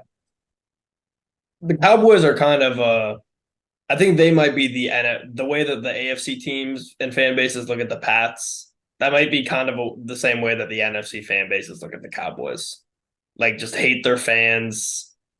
I guess in our lifetimes, the Cowboys haven't been that good, but I think there's kind of some similarities between them. I'm just upset. I'm obsessed with the Niners, as I have been this whole season. They just look like they are such a well-coached team. Can you guys like pick apart what the holes are here? I can't. No. I don't know where the holes are. I think maybe I don't know. I got nothing to say. There just is no holes. I guess maybe outside of Trent Williams, they have an okay offensive line. Yeah, but it doesn't matter because they're so well. I wouldn't even say they just won teams over. It's just ridiculous, man. And the Cowboys, I'm just going to reiterate it, just what I've been saying so far this season. They just have to figure it out on offense. If we start getting closer to like week 9, week 10, and it's still, I'm coming on here saying that the Cowboys offense isn't doing what they need to do, then they're going to be in trouble, especially playing in a division with a great team in the Eagles. And I want to say that the Commanders defense is still good. They had obviously put up a stinker in the Dick Bucket Bowl, but the Commanders defense is really good, and I think that team could give this Cowboys offense some trouble. So I would be worried if I was a Cowboys fan. You don't want to waste this great defense, but yeah, Niners are 5-0, cruising. I don't have the numbers on if they've covered every game, but I feel like they probably have. I know they covered tonight 3.5. The 49ers kick, right? You said what? Wasn't the McVay kick against the Niners? Yes, that's the one game they didn't cover. But outside of that, they covered every other game. Hey, notice how McVay decided instead of driving down the field and trying to cover this game, he decided let's just run the clock out and concede down 9. Interesting move there. At least be consistent, bro. That's all I'm asking. Be consistent. But anyways, yeah, the Niners are a wagon. In my eyes, they've covered every game. And if I had to pick a favorite, I think I've probably repeated the same phrase on like every pod for the past couple of weeks. But if I had to pick a favorite right now, for me, it's them. Yeah, I honestly completely agree with you. Niners might be the league favorite just because they've been consistent throughout all of their games and they have an identity. But Cowboys, I'm kind of looking at their schedule coming up, including tonight and their next 3 games. It's a rough schedule. They got the Niners tonight and got demolished. They have the Chargers on Monday Night Football next week, which is going to be a really interesting game because is Eckler going to be back with the Chargers? Even if he Yeah, isn't, he's going to be back. I'm not ready to pick that game. I know who I'm picking, and I'm Chargers honestly very excited too.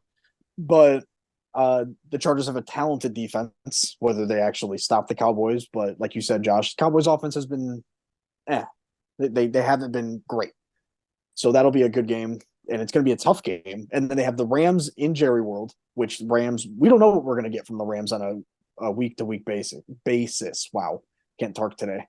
But you got Cooper Kupp in his 3rd game back, and Puka, who's just continuing to blow the roof off of every single stadium he plays in because of how crazy he's been this early in his career. And then you got the Eagles in Philadelphia. So you could start to slide in this division and fall way too far behind the Eagles, who are 2 games ahead of you, by the way. And one of those games being against the Eagles, this could turn into an ugly situation for Dallas if they don't right this offensive ship quickly.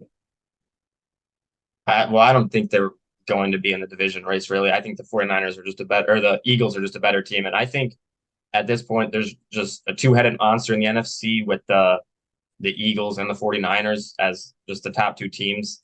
And give me a second. I think then there's just a sub tier slightly below that the Lions are in right now. And I think those are the 3 teams that are probably the favorites to make the Super Bowl in the NFC. But the 49ers and Kyle Shanahan, they're so good. Kyle Shanahan, he just deserves a Super Bowl. And it's way too early, but they're just so good. Yeah, I agree. That's all I got to say about that one, except for the fact that I hoped it was going to be a better game, man. Yeah, I know. We deserved a better game. It had so much potential. Have we had a good Sunday night game outside of the game last week? I guess the Patriots Dolphins was okay. What was week 1? Cowboys blew out the Giants like 40-0. Oh, right. Yeah, that was gross. Yeah. I don't know. I don't think we have had a great one. Bears Steelers Raiders, I guess. Look at Bears Chargers. That's going to be another prime time game. Yeah, it's wild. But that's all you guys got on this one. But yeah, that's all I got. All right, so that does it for our NFL Week 5 recap. We will be back either Wednesday or Thursday to give you guys a Week 6 preview. We'll discuss this past Week 6 in college football and any other news that may pop up around the sports world. Don't forget to like and subscribe, hit the bell so you get notified every time that a new pod drops. And follow the social medias, of course, also in the description. And we'll see everyone in the next one.